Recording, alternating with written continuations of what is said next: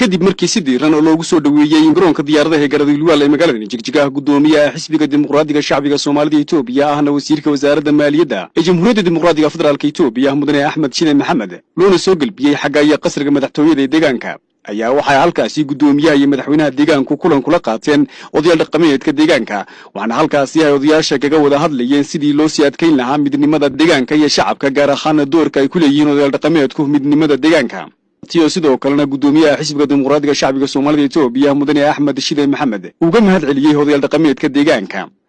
doorkii ay ka ciyaareen mideynta shacabka ee xaaladii ismaandhaafka siyaasadeed ee dhawaan hareeyay deegaanka kulana dardaarmay inay si adkeeyaan doorka odayaal dhaqameedka iyo isku duubnaantooda waanadaad nasiiseen iyo taladaad nasiiseen sidaad noo sharafteen idinkuna Allah idin sharfo oo aabayaashani baad tihiin marka danta Soomaaliyeed iyo midnimada Soomaaliyeed sidii si wada jir sidaan u wada ilaalin lahayn baanu ku wada shaqeynaa taasi nagu kalsoonaada wixii dhacayna wax badan baan ka baranayna moogi gadaal loo mareexayo in taas uga taamo loo baahan yahay ajadaha kale aan soo jeedin lahayn waxa weeye in sidaad xisbi ahaan iyo dawlad ahaan sidaad noola shaqeyn lahaydeen inaan nidaameyno ama qaabeeno odayaasha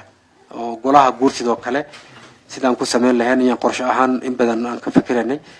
ee noqdo qaab dhismeed joogto ah oo qaab dhismeed dawliga oo sharci shuruucda kale inaan soo saarno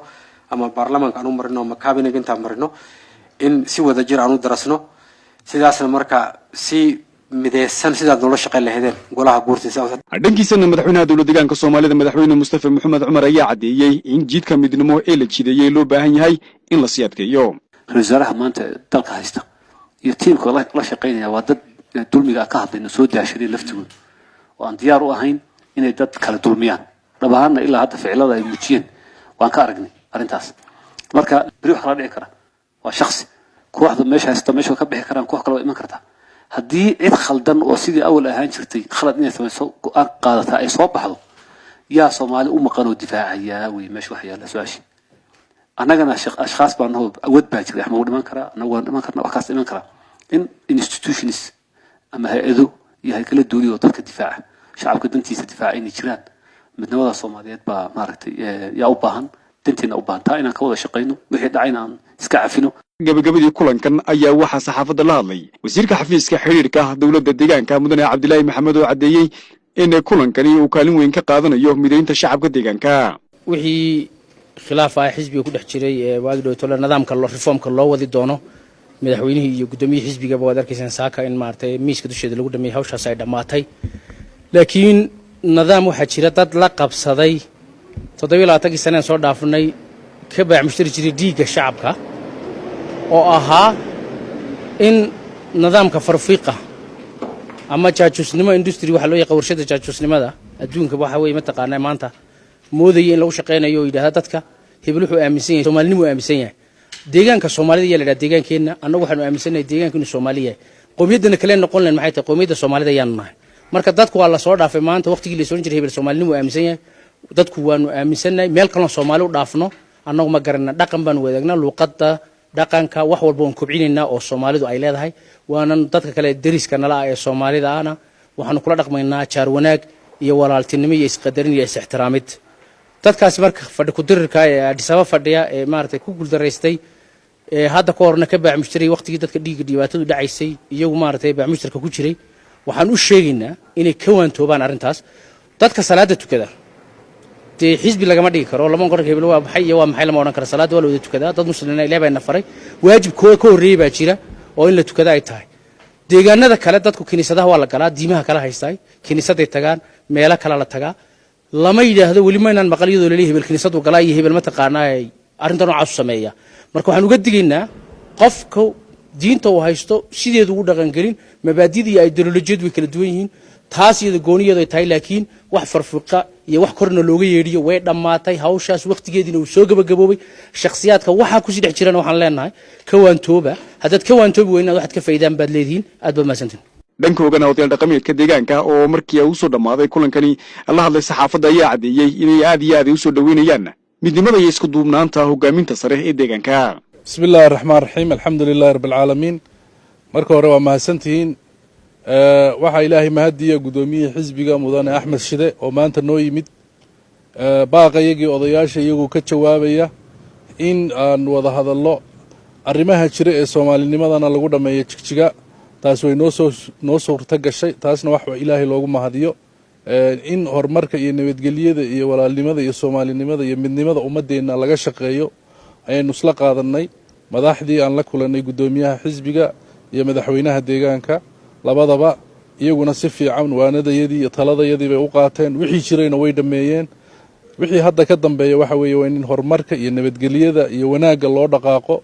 taas bulshada Soomaaliyeed baan ugu bishaaraynaynaa waxay xagga ka saartay 27 sano ee inaga in laynoo yeedhiya ahayd dawlad hadda wax yeedhisaa ma jirto ra'iisul wasaare dalka mudane abina waa u mahadcelinayaa Dr. Abi in uu talada annaga noogu soo celiyo isgarab taaga in ummadda Soomaaliyeed ay wax noqoto mar walba la garab taagan yahayna waan ugu mahadcelinaynaa dadka Soomaaliyeed iyo siyaasiyiinta Soomaaliyeed baaqaan u dirayna waxa weeye in wax walba oo jira haday xukun tahay haday kursi tahay haddii hami siyaasadeed oo dhan uu jiro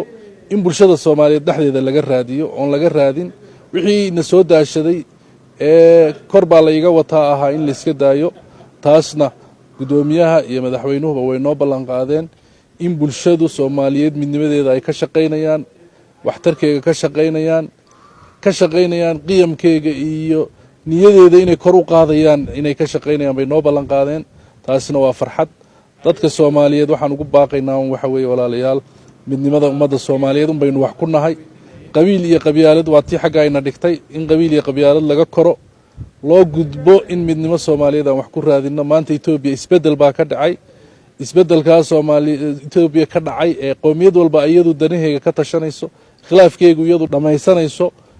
deegaan walba ka socda inaan inaguna ka mid noqono oo maanta khilaafkeeni iyo wixii jiray baan Soomaalinimo ku dhamaynayno taasaa maanta wax weyn inoo ah taasaa maanta aan aad ugu faraxsannahay shacabkana ugu bishaaraynaynaa wixii hadda ka dambeeyana midnimadeeda haddaynu adkaysanno horumarkeenna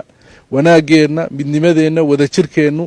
meel sare u gaadhi doonaa isbeddelka Itoobiya iyo reformka ka socdana inaan taageersannahay baan xaggan ka qiraynaa reformkaasi waxa weeye ummad walba inay iyadu ayaheega ka tashato iyadu midnimadeeda iyo wanaaggeega iyo horumarkeega ka tashato annaguna kuwan baan ka mid nahay dalkeenna hadda si guud ahaan waxaan ilaahay ka baryaynaa inuu nabadii nooga dhigo dadkana waxaan leenahay nabadgelyada iyo walaalnimada ha laga shaqeeyo horumarka ha laga shaqeeyo wixii hadda ka dambeeya isqabqabsi iyo isjiidjiida dambe u hadhay horumarkii inaga dhaafay 27 sano inaan ka shaqeyno ayaa loo baahan yahay marka waxaan idiin bishaaraynaynaa waxaan leenahay waad mahadsantihiin garab istaagii iyo midnimadii aad muujiseenna inaan uga faa'iideysano horumarka loo baahan yahay in la iscafiyo oo xilligii iscafiska uu yahay baan xaggan uga gudbinaynaa wixii hore u dhacay inaan dib u eegin wixii hadda kadib